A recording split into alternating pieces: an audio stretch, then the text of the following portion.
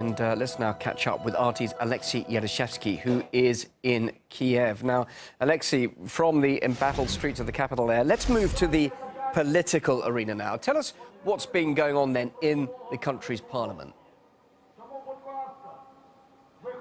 Well, if the last several days have been sensational in terms of the level of violence we have seen in the streets of Kiev, today is certainly sensational in terms of political things happening inside the parliament. In the latest move, the Ukrainian parliament has decriminalized the article of the country's criminal code which landed Yulia Tymoshenko, the former prime minister, into jail for 7 years. She's already spent 2 years, as far as we remember, for the abuse of power.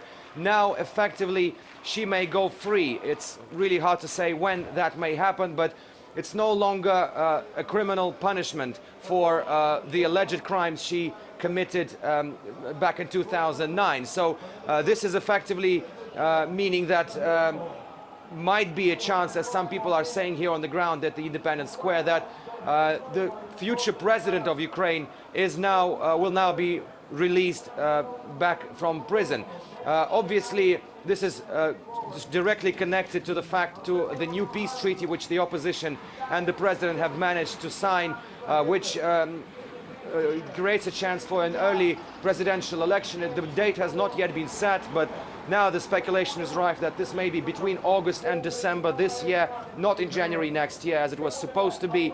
Also, the parliament has already voted to return to the constitution of 2004, which gives more authority to the country's parliament than to the president.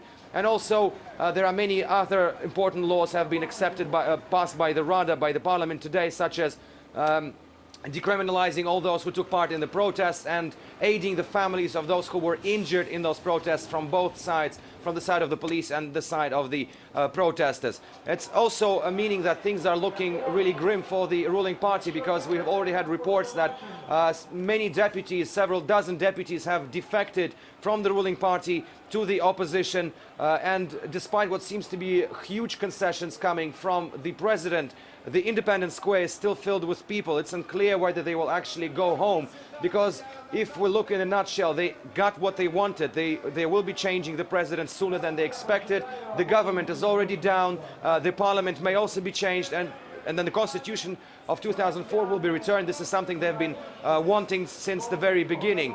But it seems they're not completely happy here. I just heard talking from the stage that they want the immediate resignation of the president and him to go on trial, as some say. So we have to wait and see whether the Independence Square will be happy with these conditions. But indeed, these concessions made by the government are huge, to say the least. RT's Alexei Yaroshevsky from the centre of the Ukrainian capital. Thanks very much indeed for that live update.